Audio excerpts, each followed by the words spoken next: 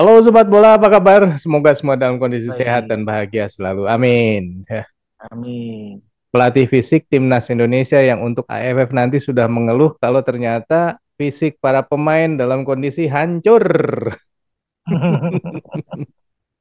Bro Ipung, kenapa nih Ya, hancur? ini kan hasil evaluasi dari tim fisik ya.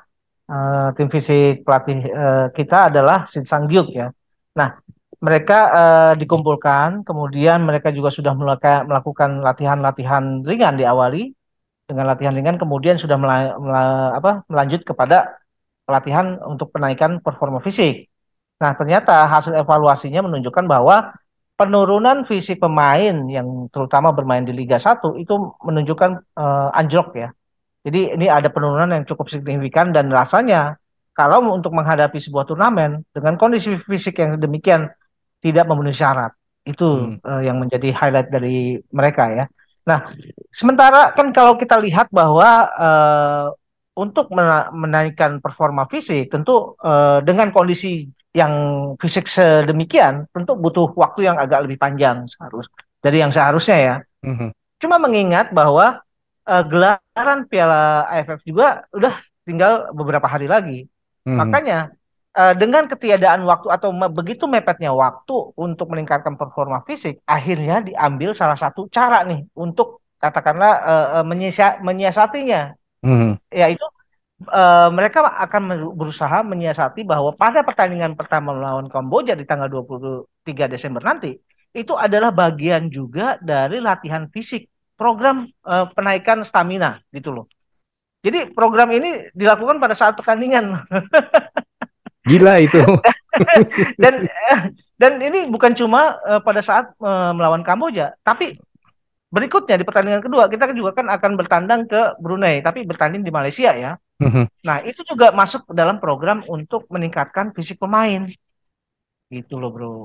Gila itu kalau menurut saya Mm-mm, gila sih.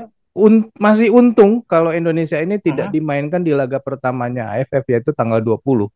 Kita kan Iya. mundur kan karena di laga pertama tidak dimainkan, kita baru Mm-mm. main di hari kedua ya dalam hal ini tanggal 23. Betul. Coba kalau di Ya. hari pertamanya kita harus bertanding juga, nggak akan cukup juga waktunya.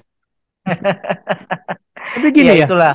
tapi gini kalau menurut Gimana? saya, walaupun kita tahu ya bahwa Mm-mm. kemerosotan ini sangat mungkin karena tidak bergulirnya liga ya.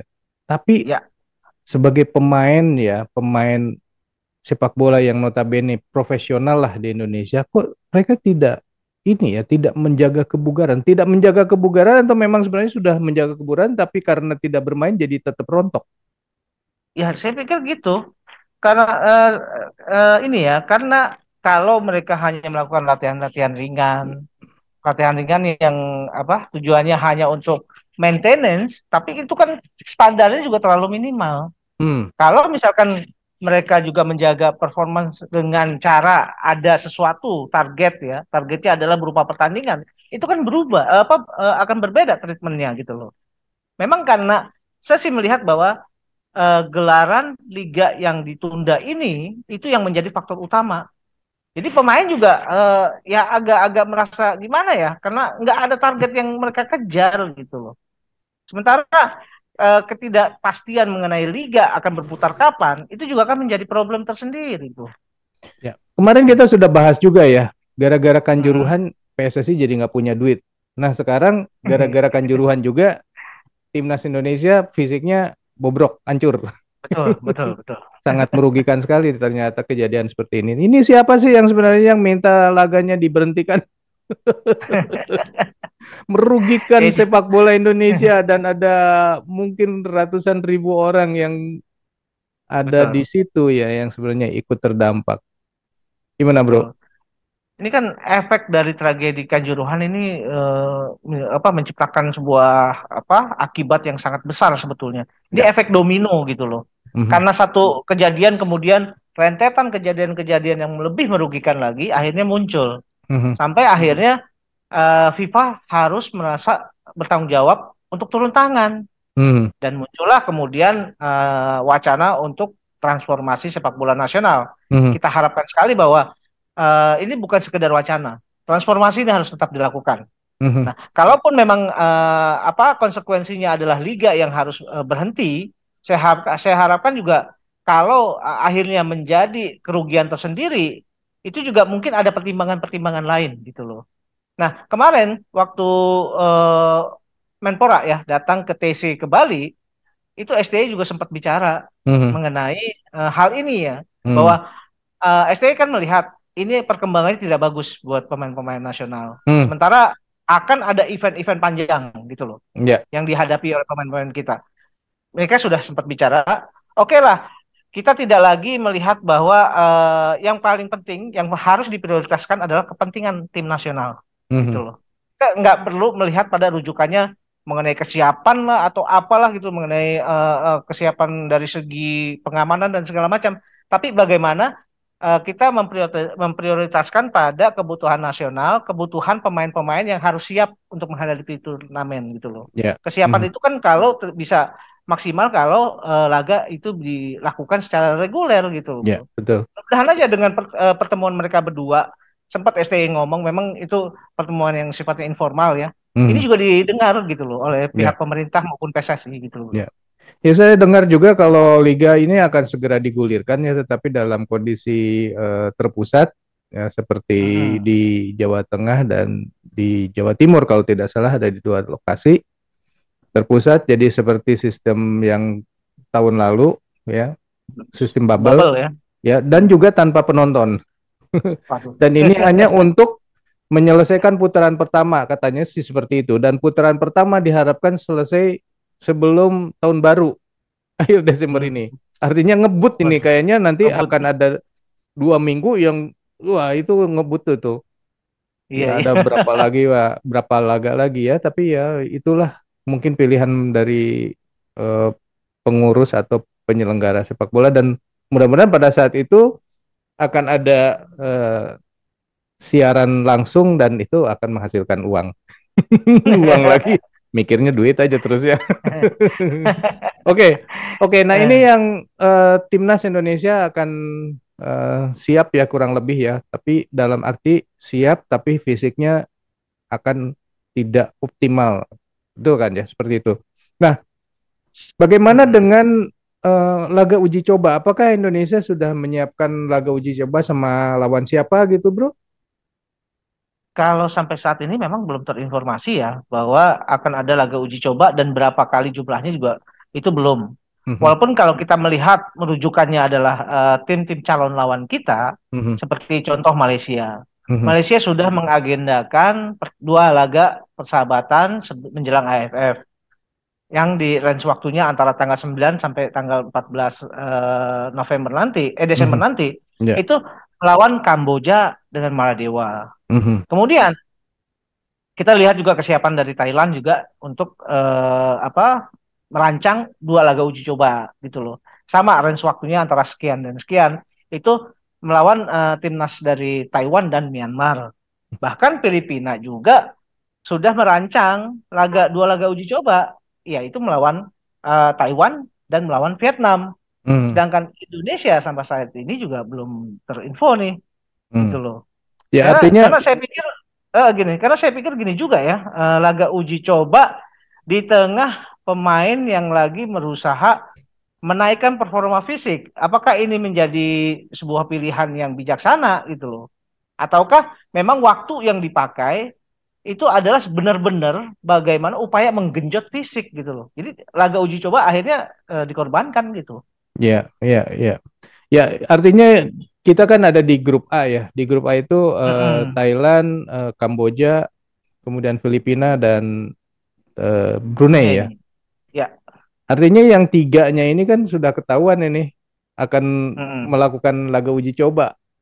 Yang Ya. Indonesianya mah ya kalau Brunei ini walaupun mereka bikin laga uji coba ya anggaplah ya mereka masuknya juga kan lewat playoff ya. Tapi Ya. kan yang tiga ini nggak bisa dianggap remeh jadinya kan. Betul, betul.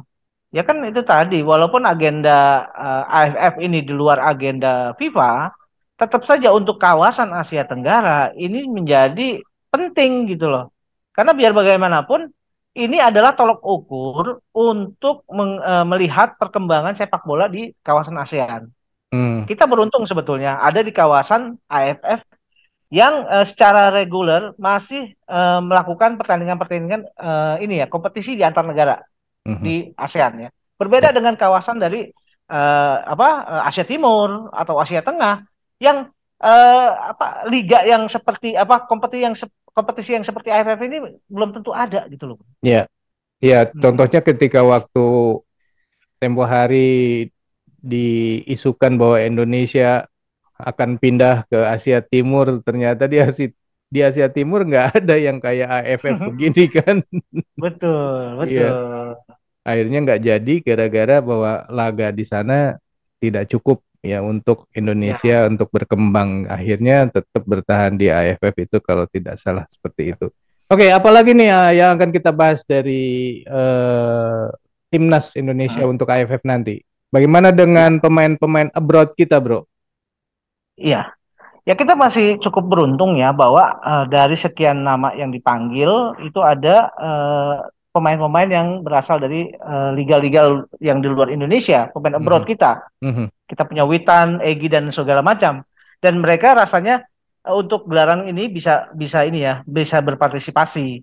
Bahkan ini juga kan jadi semacam rujukan untuk tim-tim dari negara lain ya. mhm, Karena di negara lain seperti di Malaysia maupun di Vietnam, sepertinya mereka tuh ingin melihat apa menjadikan Indonesia sebagai rujukan bagaimana tim-tim sepak bola dari eh, Indonesia itu dengan gampang sekali mempersilahkan kalau pemainnya bisa bermain di liga-liga luar. mhm, Itu ternyata ada perbedaan treatment dari klub-klub yang ada di Vietnam maupun di Malaysia mhm, yang berusaha terus menahan pemain-pemain yang sebetulnya punya potensi untuk bisa bermain di luar Malaysia katakanlah mhm, atau di luar Vietnam.